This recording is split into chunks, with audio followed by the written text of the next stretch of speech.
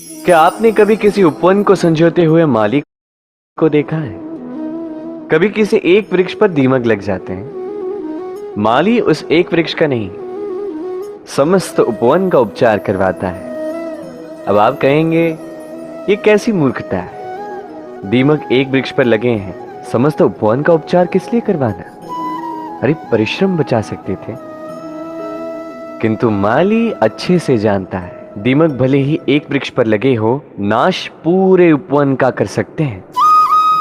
अब माली की ये सोच, ये सीख कहीं और भी लागू होती है। इस संसार में हम केवल अपने परिवार के विषय में सोचते हैं, उनका ध्यान रखते हैं, प्रयास करते हैं कि वो संपन्न रहे, सुखी रहे, और उसी समय इस समाज के कुछ विरोधी तत्व इस समाज को खा जाते हैं, इसे नष्ट कर जाते हैं, और हमारा ध्यान केवल अपने परिवार पर। इसलिए जब बात आती है राष्ट्र की, देश की, तो उसके लिए भी निर्णय लेना होगा, उसके लिए भी त्याग करना होगा।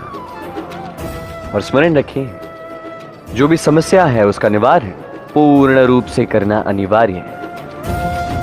इस संसार में हर एक व्यक्ति जो अपने परिवार का भी ध्यान रखेगा, समाज का भी ध्यान रखेगा, और उचित रूप से इस देश का भी ध्यान रखेगा, तभी ये देश संपन्न कहलाएगा। कहा जाता है जीवन में प्रेम करना ही सुख का मूल है। सत्य भी। अब प्रश्न ये उठता है कि प्रेम किससे किया जाए? यदि आपको कुछ क्षणों के लिए सुख चाहिए तो प्रेम कीजिए अपनी रुचियों से। यदि आपको कुछ दिनों के लिए सुख चाहिए, प्रेम कीजिए अपने मित्रों से। यदि आपको कुछ महीनों के लिए, कुछ वर्षों के लिए या अनेक वर्षों के लिए सुख चाहिए, तो प्रेम कीजिए अपने परिवार से, माता पिता, अपनी संतान, पति पत्नी, अपने संबंधियों से। किंतु यदि आपको सदा सदा के लिए सुखी रहना है, तो प्रेम करना होगा केवल अपने कर्मों से। क्योंकि संबंध चाहे जैसा भी कभी न कभी टूटता ही है। ये संसार कुछ ऐसा ही है कि जिसका साथ मिलता है उसका साथ छूटता भी। केवल कर्म ही एकमात्र ऐसा है जो कभी आपका साथ नहीं छोड़ेगा। मृत्यु के पश्चात भी यही कर्म आपको जीवित रखते हैं। इसलिए सदैव स्मरण रखिए, ये कर्म धर्म समझ कर निभाइए। जीवन के अंतिम क्षण तक कर्म से प्रेम कीजिए, जीवन के अंतिम क्षण तक सुखी रहिए। और मैं तो सदैव कहता हूं, तू बस कर्म करते जा, फल की चिंता ना कर।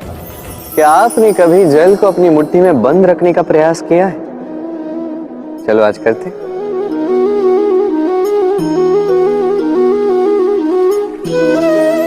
यदि आप मुट्ठी को कस के बंद करते हैं तो जल नहीं ठहरता। यदि आप उसे ऐसे ही बहने दें तो वो अपना मार्ग स्वयं बनाएगा और आपकी हथेली पर भी रुकेगा। जीवन भी कुछ इसी प्रकार होता है, जल की भांति अपना मार्ग स्वयं बना लेता है ये जीवन। हर एक समस्या का समाधान स्वयं बता देता है ये जीवन। इसलिए जीवन में जब भी परिस्थितियां हमारे अनुकूल ना हो, हमें समझ ही ना आ रहा हो, कुछ भी हमारे वश में ना हो, तो हम हताश हो जाते हैं, निराश हो जाते हैं। और यही तो नहीं करना है। शांत चित्त से देखना है इस जीवन में घटित क्या हो रहा है। पीड़ा सभी ने भोगी है। पीड़ा के समय कुछ क्रोध करते हैं, क्रोध में आके पराक्रम करते हैं।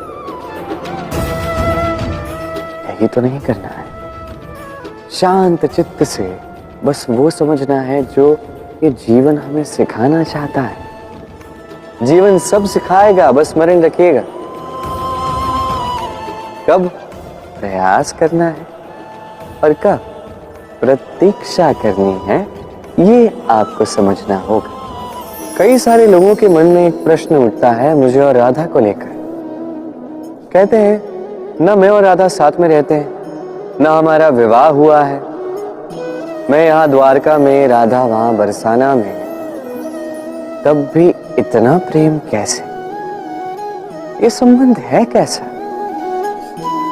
मैं उनसे सरल सी बात कहता,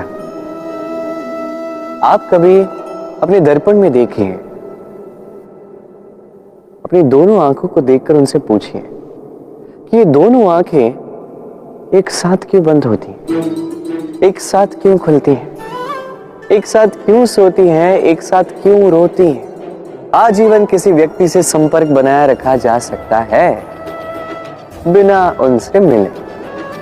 कुछ ऐसा ही प्रेम है मेरा और राधे का भी, और कुछ ऐसा ही तो होता है प्रेम दो नैनों की भांति, जो कभी मिलेंगे नहीं पर सदा सदा के लिए साथ जुड़े रहते हैं। यही भाव निस्वार्थता है, और यही निस्वार्थ प्रेम आपको आनंद की ओर ले जाएगा। जीवन में सदैव निस्वार्थ प्रेम कीजिए, आनंद ही आनंद मिलेगा।